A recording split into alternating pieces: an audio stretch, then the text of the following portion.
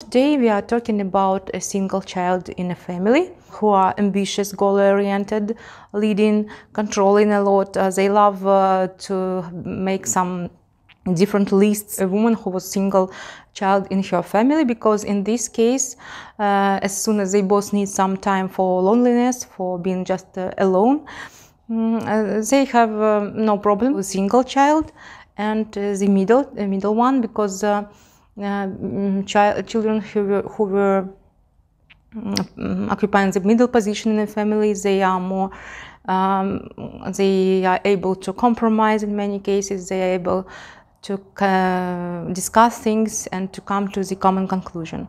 If there is a difference between children in a family 5 years and more, the child can be considered a single. Hi again, my dear subscriber, and in this video we continue talking about the birth order in the family and how it influences our life, and how, because of this, we choose the partner and what would be the most compatible partner for us according to this theory.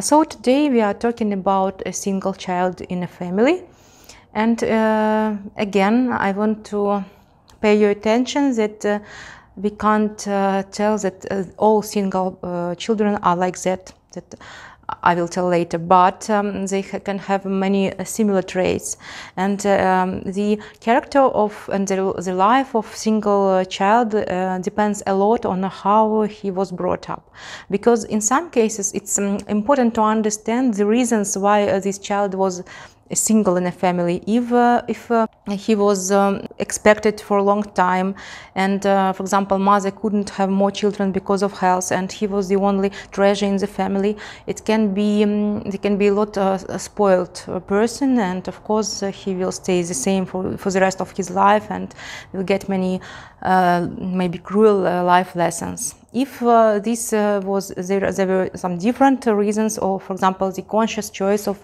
the parents to have just only child, then it can be a confident, successful, ambitious person. So let's start. In general, single child in a family and the oldest one, they are quite similar in many traits. These are both types who are ambitious, goal-oriented, leading, controlling a lot. They love to make some different lists, to plan what they should do, and so on. But in comparison with the oldest child in the family, the single child prefers more to be alone sometimes. They are more reserved in some cases, because from the childhood they were alone in their home. They shouldn't be they could do without struggling with the other children for their place in the family, for the attention of parents, and they in general they are more accustomed to be alone and to have things in such an order as they want. So read about it. I realized our difference with the husband, because before I was always surprised and irritated why when I asked him to share something with me, and he's been a single child in the family, and I'm the oldest one of 3.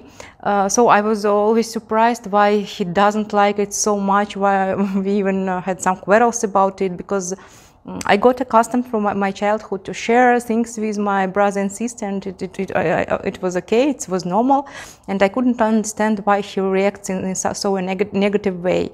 And when I know about this birth order and how it influences, it was a change in my way of thinking about this topic too.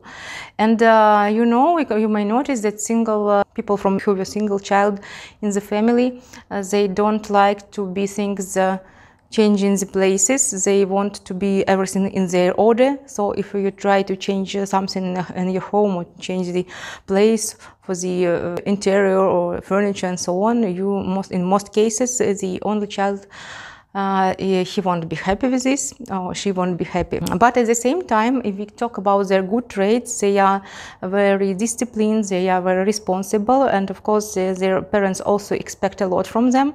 from the very childhood. So usually they are good pupils in the school. They have good marks. They get the results. They have the achievements. So usually it helps them in life further.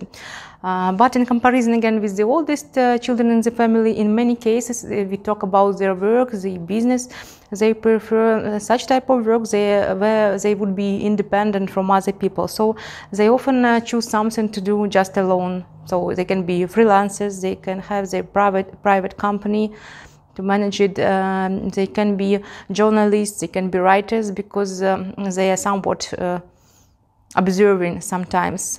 They look at the things, they make the conclusions, they don't feel a need to be among people all the time, and also in their adult life they need this time to be just single, to get enough rest for them.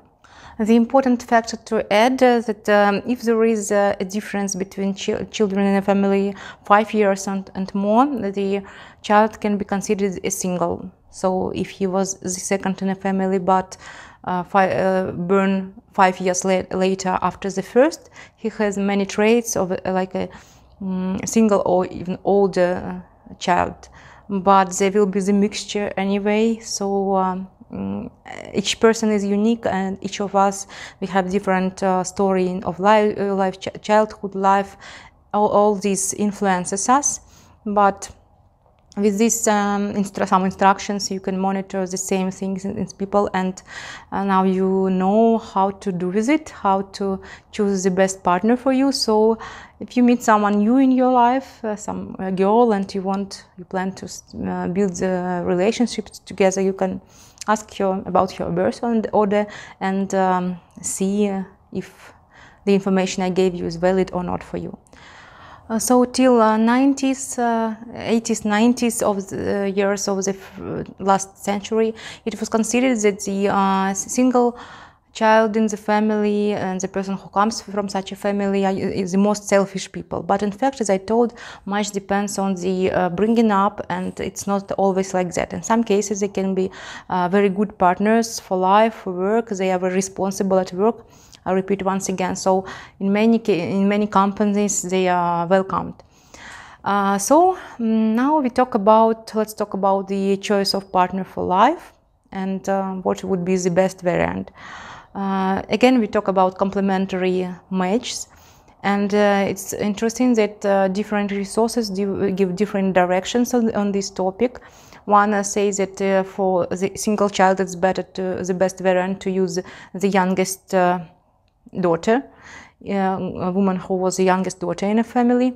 The other sources say that it is the perfect variant to choose a woman who was single child in her family, because in this case, as soon as they both need some time for loneliness, for being just alone, they have no problem with it, because for some time they will be together, for some time just in their different locations, just alone, and they would be quite comfortable with this.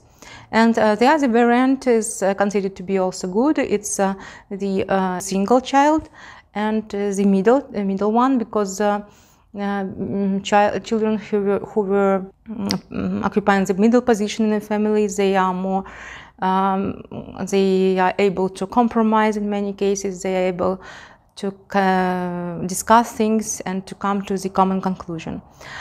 So again, I ask you to comment, and if you are, especially if you was single child in your family, tell me about your observation, about your conclusions, if this information that I gave you is right or not. So I'm really open for discussion, and would be grateful for your input into this topic.